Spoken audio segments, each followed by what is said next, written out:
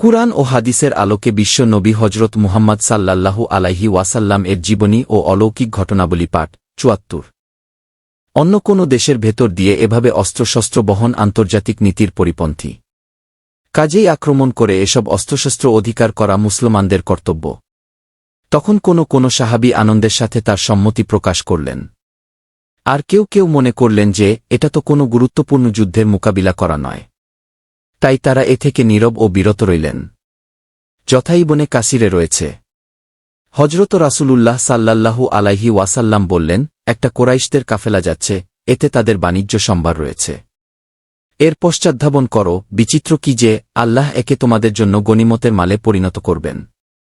তখন কেউ একে পছন্দ করল এবং কেউ বের হওয়া কষ্টকর মনে করল, এবং এটা হজরত নবী কারীম সাল্লাল্লাহু আলাইহি ওয়াসাল্লাম এর আদেশ লঙ্ঘন হিসাবে নয়, বরং এজন্য ছিল যে তারা মনে করছিল নবী কারীম সাল্লাল্লাহু আলাইহি ওয়াসাল্লাম কোনো যুদ্ধের ইচ্ছায় যাচ্ছেন না।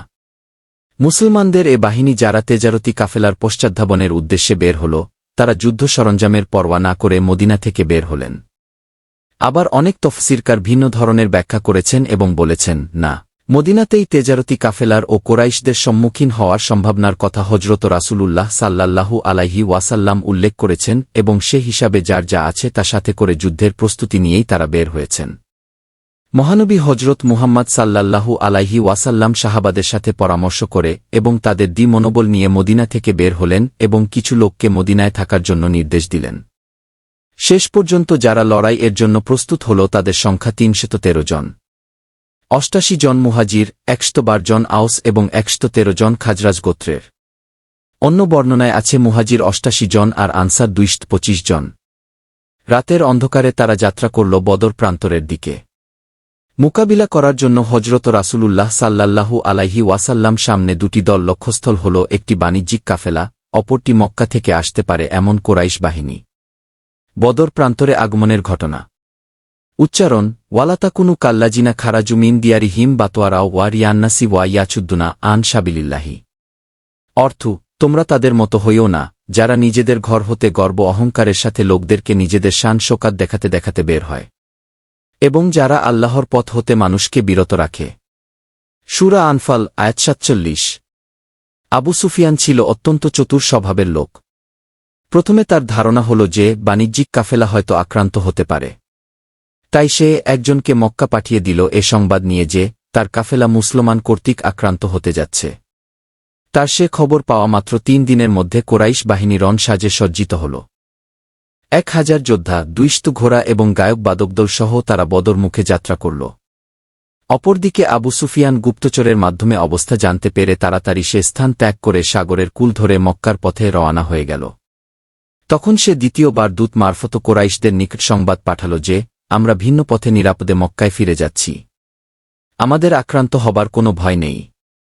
তারা যেন মক্কায় ফিরে যায়। পরবর্তী এ খবর পথিমধ্যে পেয়ে তাদের অনেকে ফিরে যেতে চাইল, কিন্তু সেনানায়ক আবু জেহেল তার পূর্ব সিদ্ধান্ত পাল্টাতে রাজি হল না। সে মুসলমানদের নিশ্চিহ্ন করার উদ্দেশ্যে কুরাইশ বাহিনীকে মদিনার দিকে অগ্রসর হতে হুকুম দিল। দ্বিতীয় হিজরি রমজান মাস, গ্রীষ্মকাল। কোরাইশরা বদরের কাছাকাছি এল, কিন্তু দুর্ভাগ্য তাদের, ঠিক সেদিনই প্রচুর বৃষ্টিপাত হল। ফলে উপত্যকা কর্দমাক্ত হয়ে পড়ল। কোরাইশ বাহিনী সামনে এগোতে না পেরে একদিন যাত্রা বিরতি করল। পরদিন আবার যাত্রা শুরু করল। মহানবী হজরত মুহাম্মদ সাল্লাল্লাহু আলাইহি ওয়াসাল্লাম গুপ্তচরের মাধ্যমে জানতে পারলেন যে আবু সুফিয়ানের কাফেলা বিকল্প পথ ধরে চলে গেছে এবং কোরাইশরা তাদের প্রতিরক্ষায় ও মুসলমানদের সাথে মোকাবিলা করার জন্য মক্কা থেকে ১,০০০ সৈন্যের বাহিনী নিয়ে এগিয়ে আসছে। মুসলমানদের অবস্থা তখন যে কিরূপ তা চিন্তা করলেই অনুমান করা যায়। অকস্মাৎ এমন পট পরিবর্তন ঘটবে কে জানে। হজরত নবীজি সাল্লাল্লাহু আলাইহি ওয়াসাল্লাম ও চিন্তিত হয়ে পড়লেন। এমতাবস্থায় নবীজি সাল্লাল্লাহু আলাইহি ওয়াসাল্লাম নেতৃস্থানীয় আনসার ও মুহাজিরদের সাথে পরামর্শ করলেন।